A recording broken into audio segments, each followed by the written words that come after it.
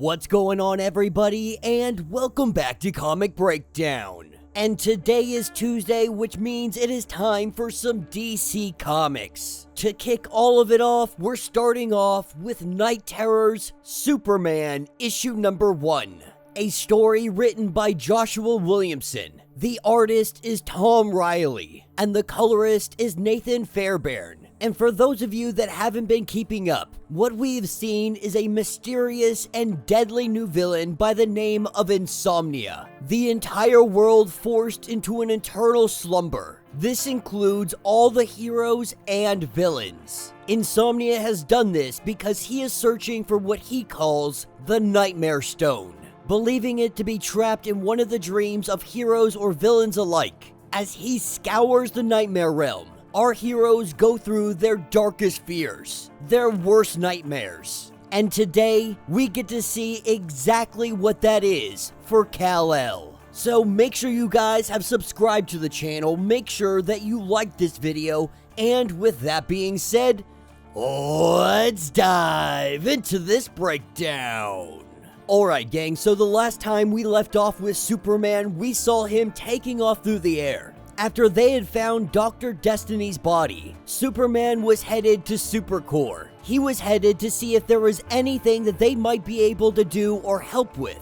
But on the way, that is when he got hit with the Insomnia wave, causing the Man of Steel to fall asleep. As he falls from the sky, he drops into the Nightmare Realm. And this nightmare, it starts him off at the Daily Planet, as he has a conversation with Jimmy Olsen and the others. He is learning that there is no more stories to tell, that no one is ever going to need to tell another story ever again, with the newest headline saying that the world has been saved forever, that they did it, it's over, there is no more danger ever again.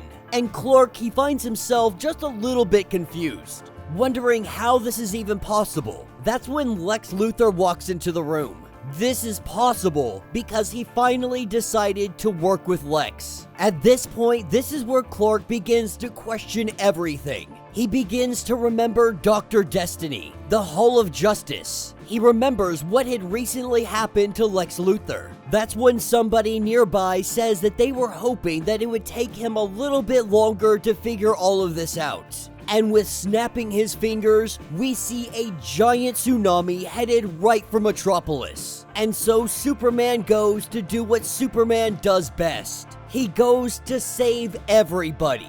But when he rips his shirt off, he sees that Superman symbol etched in on his chest. This is not what he remembers. With the water washing over them, having to remind himself that this is all a dream. This is where Insomnia comes in. He lets Superman know that this is a nightmare, but he can help him wake up. The only thing that he needs from Superman is the Nightmare Stone. That if Superman lets him know where this stone is, he will let him and everybody else go. At this point, we see Superman get enraged, asking who this is and what they have done. Now, Superman's not worried about himself. He's worried about his friends and family. All of them trapped in this nightmare. This is where Superman gets a little push from Insomnia, sending him flying through multiple dream states. And he crash lands on a pile of bones, with Superman going on to say that he has no idea where a Nightmare Stone might be. No idea what it even is. But as he looks around, he's not talking to Insomnia anymore. Looking up, Superman sees himself. But not himself as he knows it. This Grim Reaper Superman letting him know that this is the end of all time. That this is the true reason you are the man of tomorrow. Because in the future, you are the last man standing. You will outlive everyone you have ever known. Everyone that you have ever loved. And you will forget them. With this Grim Reaper Superman going on to say that this is not Insomnia. This is Superman, created by Clark's own nightmares. He is what Clark keeps hidden behind his smiles and values. This is the man of screams. And for Clark, this is definitely not the first time that somebody has tried to use his fears against him. But the Man of Screams says, fine, if this isn't enough, let's dig deeper. And that's what takes us over to Krypton. As Krypton explodes, as they witness his escape from the planet, They watch that innocent little child head directly to Earth. But the Man of Screams is letting him know that you are not your adopted world savior. You were a bullet, fired in Earth's direction. We see this rocket, it splits the Earth in half, telling Clark that he never escaped Krypton's death, that the death of that planet, it followed him here to Earth, and that his future, it only has two paths to go down, either devastation or solitude. But no matter what, in the end, you will always be alone. As Superman battles with himself, this is where he sees Kara, at first looking more like a ghost than anything else. But we see that she punches her way right through this dream, right through this nightmare into Clark's. Both of them not sure if the other is real, taking a moment to gather their thoughts. Superman is letting her know that they are all trapped inside of their nightmares, and that if the two of them are here, that means that their friends and family, they are gonna need help as well. And once they save them, then they will go put a stop to insomnia, with Kara going on to say that she was trapped inside of her nightmare as well. But for her, it grew to be too much, and so she punched her way out. She made it into Clark's, but she had to keep running, because right now she is being chased down by zombified versions of herself. Different iterations, different variations, but every single one of them are coming for her, with Clark reminding his cousin that this is all a dream. This is where we pick up with Superman washed up on the shore, currently passed out with everybody else on the beach, and we see the Aquaman family, not understanding what is going on, not understanding why they have been left unaffected. But Aquaman vows that he will uncover the truth, that he rules over 80% of this planet. Who better to save it than its king? And that will be the end of this issue.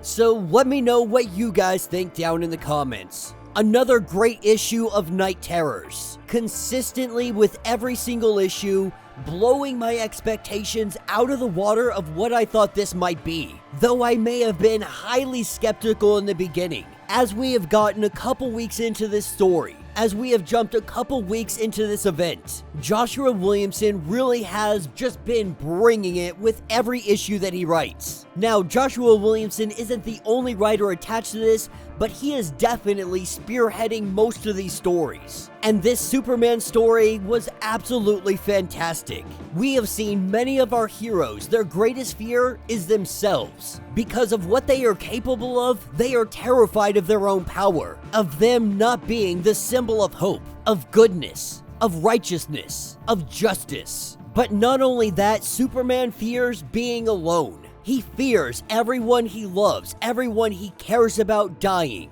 That at the end of time, he will be all by himself.